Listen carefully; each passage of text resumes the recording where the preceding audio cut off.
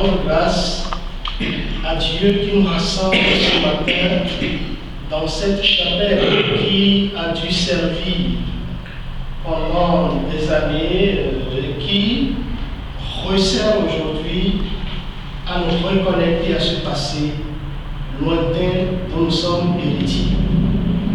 Je voudrais dire merci à Hervé qui a déclenché un peu cette situation par son article, et je voudrais surtout dire merci à vous qui avez effectué ce pèlerinage. Pour moi, c'est un pèlerinage, c'est-à-dire on s'est mis en route pour retourner sur le pas de ses ancêtres. Moi qui suis de l'Afrique, je sais combien les Brésiliens, les Haïtiens et autres ont ce besoin de revenir sur la terre de leurs ancêtres, parce qu'il y a des fils d'esclaves déportés dans ce pays, et chaque fois qu'ils reviennent, ils ont l'impression que maintenant, ils sont reconnectés à leurs racines. Et c'est vrai qu'un arbre ne tient debout que lorsqu'il est sur ses racines. Et pour vous aussi, je crois que c'est un retour aux racines. Un retour pour retrouver ce passé qui fait partie de vous, même si c'est un passé lointain. Le comte Vincent, il est mort en 1900. Donc, ça fait quand même un bon moment, mais l'héritage, il est là. Et la preuve est là que nous avons refoulé aujourd'hui ces lieux qui sont des lieux sacrés, des lieux où il repose. Et je vous remercie d'avoir pensé à une messe, parce que vous auriez pu venir, nettoyer les lieux, faire ce que vous avez à faire et repartir sans vraiment entrer dans ce mystère qui nous reconnaît au passé. Parce qu'une messe de ce genre, c'est une messe de souvenirs, on se souvient. Et j'ai pris cette lecture que vous avez lue à cause de ce besoin où le mot souvent, n'oubliez pas, souvenez-vous revient. N'oubliez pas, souvenez-vous. Ce souvenir, c'est refuser d'oublier. Et pour l'humain, c'est une fonction essentielle de ne pas être amnésique, de ne pas oublier. Donc on a déjà cette fonction du souvenir. Mais cette fonction de souvenir, on ne se souvient pas juste pour souvenir, on se souvient parce qu'on veut faire revivre. Et chaque fois que nous nous souvenons des nôtres qui sont partis, eh bien nous les faisons revivre en nous. Nous les faisons revivre dans notre cœur. Nous les faisons revivre dans notre vie tout simplement. C'est-à-dire en fait, nous leur redonnons vie. Et on se souvient aussi, eh bien, pour, je dirais, pérenniser les valeurs, pérenniser ce qui est bien. Et on se souvient aussi, dans certains cas, pour ne pas répéter l'erreur qui a été commise, c'est un peu ça le mémorial de la guerre, de ceci, de cela, pour pas que ça revienne. Mais dans ce cas, nous nous souvenons pour pérenniser. Pérenniser une mémoire, pérenniser des valeurs, pérenniser ce qu'il nous a laissé, le comte Vincent, que nous venons en ce lieu, si vous voulez, un peu visiter. Que nous venons en ce lieu visiter, prier pour lui. Et l'empereur Macorel, il aurait dit, je n'ai pas peur de mourir, mais j'ai peur de ne pas vivre après ma mort. Alors, on commence à réfléchir, qu'est-ce qu'il veut dire? Je n'ai pas peur de mourir, mais j'ai peur de ne pas vivre après ma mort. Et en cherchant, je suis tombé sur une épitaphe dans un cimetière, parce que mon nom venait le cimetière, et celui-là avait écrit sur sa tombe, tant que sur terre, 2 ou 3 se souviennent de moi, je ne suis pas mort. Et je me suis dit, tiens, voilà la connexion.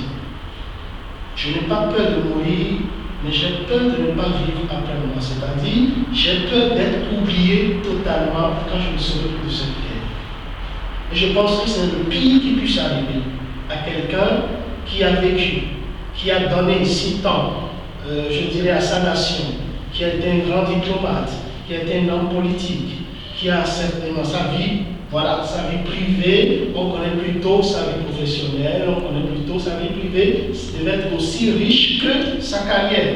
Et donc, qui a certainement porté des valeurs, qui a certainement combattu pour des causes nobles. Je pense que la pire des choses qui puisse arriver, c'est qu'il soit enseveli totalement dans l'oubli. Et je pense que là, on est en train de redonner vie au comte Vincent. Et je souhaite que cette démarche, eh bien, soit une démarche qui se poursuive et qui aboutisse vraiment à quelque chose qui redonne totalement vie à ce personnage oublié, qui n'est pas tellement cité dans l'histoire de la Corse, qui n'est pas tellement, voilà.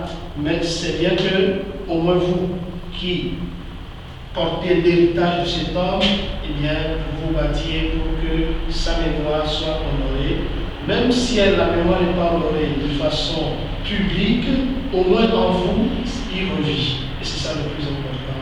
Alors, ce matin, en vous disant merci pour cette démarche, nous reconfions Vincent à la miséricorde de Dieu. Oui. Et ce que je peux ajouter, et tous ceux pour qui il a aussi construit ce tombeau, ses parents, sa famille, tous ceux qui reposent ici. Il n'y a pas que lui. Il n'y a pas que lui qui repose ici. Et je pense qu'il l'a fait aussi dans un esprit familial. Donc ils sont nombreux ici. Notamment son épouse. Son épouse et sa fille. Qui est morte à 18 ans. Qu'il adorait. Excusez-moi d'être interrompu. Non, vous avez raison. Ses deux enfants. Voilà, ses enfants. Il y a son la famille qui le petit-fils. Voilà. Et si on peut se rappeler aussi de notre grand-mère commune et nos deux mères. Très bien. Donc, tous ceux-là qui sont partis, dont nous portons en nous le souvenir, dont nous portons en nous la vie, eh bien, nous les offrons la miséricorde de Dieu pour que lui, qui est source de tendresse et de miséricorde, puisse les accueillir et surtout qu'il puisse continuer à porter avec nous la vie dans ce qu'elle a de beau, mais aussi de moins beau, dans ce qu'elle a des attentes, mais aussi de ce qu'elle a de parfois dur, décapant. On sait que la vie, ce n'est pas un long fleuve tranquille. Et qu'il y a des moments où, bon, on sent que nos énergies à nous s'épuisent. Nos énergies à nous ne font plus l'affaire. Et c'est là où on a besoin de sentir que quelqu'un nous porte. C'est là où on a besoin de sentir que nous ne sommes pas seuls face à la vie. C'est là où on a besoin de sentir que nous ne sommes pas seuls sur le chemin de la vie. C'est en cela que, ben voilà, croire a un sens. C'est en cela que accepter Dieu a un sens. C'est en cela que avoir Dieu dans sa vie, dans son cœur, a une utilité en plus, si je peux dire. C'est vrai, quand on est croyant, on n'est pas à l'abri de tout. On n'est pas peut-être à l'abri de plus que les autres. Mais la seule différence, c'est que lorsque les autres sont seuls à se battre contre la vie, nous, on est avec au moins quelqu'un qui nous accompagne et qui nous donne la force de nous battre pour avancer. Et c'est l'avantage énorme d'être croyant, d'avoir Dieu dans sa vie, d'avoir Dieu avec soi. Alors je vous souhaite de sentir toujours à vos côtés la présence de ce Dieu d'amour qui nous accompagne sur nos chemins de souffrance comme sur nos chemins de bonheur. Ce qu'il attend et ce qu'il veut pour nous, c'est que nous soyons heureux avec nos joies et nos peines, heureux avec les autres, heureux ensemble, pour qu'un jour, quand nous aussi nous aurons fait le passage comme l'ont fait nos ancêtres, que nous puissions les retrouver dans une folie de joie où on partage tout simplement l'amour et l'amour de Dieu.